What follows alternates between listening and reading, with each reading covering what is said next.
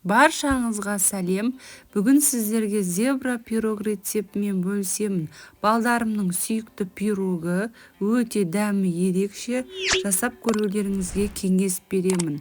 Ерекше рецепт жұмсақ болып шығады. Жасап көріңіздер.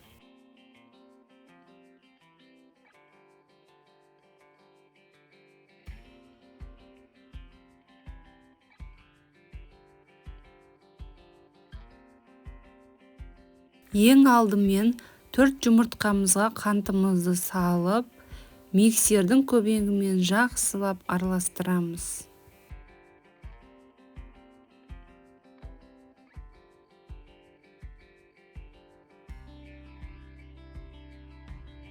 Қаймағымызды саламыз. Менде үйдің қаймағы 2 ас қасық салдым. Магазиннің қаймағы болса 200 грамм салыңыздар. Миксердің көмегімен жақсылап араластырамыз. 100 грамм ертілген сары майымызды салып, венчиктің көмегімен араластырамыз. Илектің ішіндегі ұнымызға 1 шай қасық содамызды салып, араластырып аламыз. Массамызға илектен өткізіп саламыз. Сонда пирогымыз жақсы көтеріледі. Бәрін бірден самаймыз. Бөліп салып араластырамыз. Сонда пирогымызды миксердің көмегімен араластырғанда оңай болады. Әрі пирогымыз аласа болып шықпай, әдемі болып көтеріледі.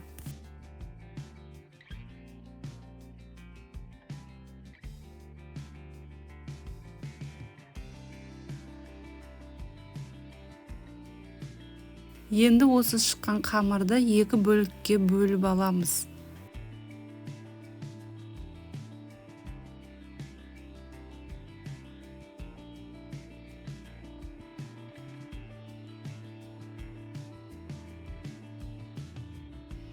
Бірінші ыдысымызға 2 ас қасық какаомызды сетканың көмегімен өткізіп саламыз.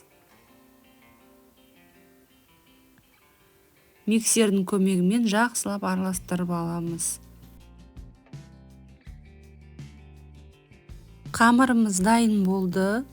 1 ас қасықтан формамызға салып, бірінің үстін біріне салып, қамырымыз таусылғанша осылай салып шығамыз.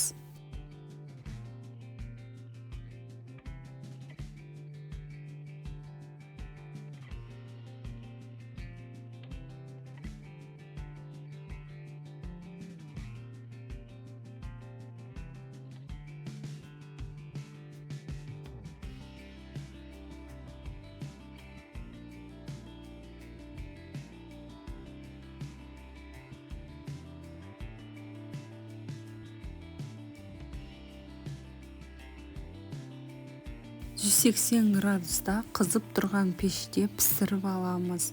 Әркімнің пеші әртүрлі, печкаларыңыздың температурасына қарай пісіресіздер. Барлық қамырды салып болдық. Енді осындай ағаш таяқшамен өрнектеп аламыз. Әдемі қылып зебра пирогын жасаймыз. Дәл осы видеодағыдай қайталасаңыздар, пирогтарыңыз өте керемет болып шығады.